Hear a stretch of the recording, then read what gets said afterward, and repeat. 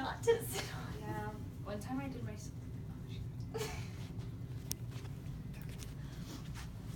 How to survive an OHS cross-country meet.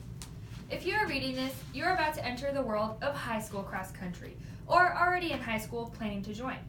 If you are in junior high, kiss the relaxing 1 mile of getting a medal goodbye. You're in the big league now. Luckily for you, I've created this survival guide on how I survived 5 years of this sport. The night before. All week in practice, you've been running really hard practices. Now, you're expecting an easy 3 miles of pre-meet. Wrong.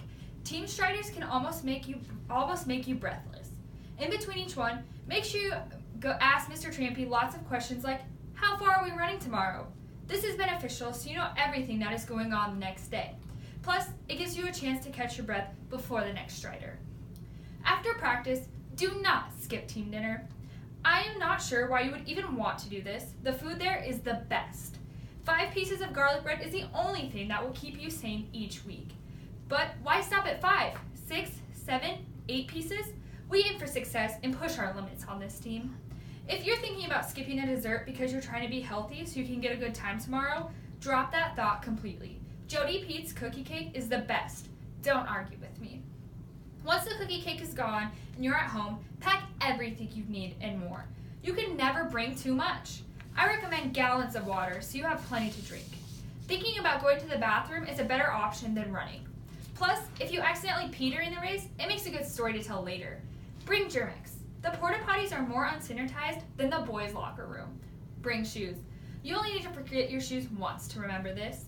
These are essential to success. This isn't Tarzan. Along with that, do not forget your uniform. Again, this is not Tarzan. If you can't find a pair of socks because you forgot to do your laundry, just dig to the bottom of your hamper. Dirty socks are acceptable if you don't tell anyone about them, and they could bring good luck. Plenty of food. You need food for yourself and your forgetful teammates. Always, always pack a pillow and a blanket. Headphones are usually a good thing to have in case the junior high kids start singing to Taylor Swift. It's okay if you secretly want to listen to Taylor Swift too. Just don't tell anyone. After all that strenuous activity of running around your room, finding what to bring, stretch out. Make sure your mom isn't going to walk in on you while you're doing this activity. That could get really awkward in a hurry. Once this activity is done, post a running picture on Instagram. This makes you look as intimidating as a serious pro runner. This is just another excuse to post a cheesy caption. Do it for the gram. This makes you look serious about the sport. Just hope they don't look you up on athletic.net. In turn, do not look at your competitors' pictures, refraining from liking them until after the day of the meet. You don't want to give them a big head. After scrolling through your Instagram feed, stare at the steering for an hour and think about quitting. This will waste tons of time, but there's no way around doing this. You tell yourself, your teammates, and your dog you're going to quit, but you will never do it. It's fun to think of everything that you would do in your free time, though. Traveling. Whatever you do, know what time the bus leaves. If you think you know, ask again. If Mr. Trampy says leave at 12:45, he actually means 12:40. If you want to feel his wrath, show up at 12:43. Once you get out of class, make sure you sprint down the hallway so you're on time. The chances of you falling down the stairs and not having to compete are way greater this way, and you won't feel Mr. Trampy's anger for being late. It's a win-win situation. The faster you get to the locker room, the more time you can spend in there worrying about your hair. Once you sprinted all the way down to the locker room, make sure to kick open the door. This will make you look super cool and athletic, but don't worry about if someone is actually behind it. Once dressed, spend the majority of your time debating how to braid your bangs. This is a more way reasonable option than using the bathroom or filling up your water bottle. If you're debating what to bring onto the bus or leave in the locker room, bring it all. The more the merrier. Bring all of your homework and textbooks along for the ride too.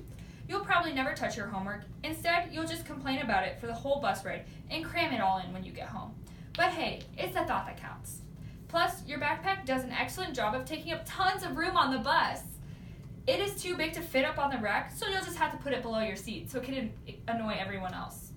This will cause you to have limited room and probably get a leg cramp.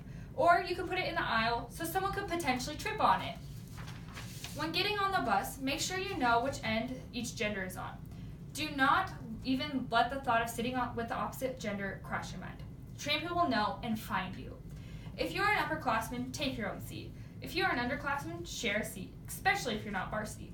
Taking an underclassman's seat is the fastest way to get yelled at.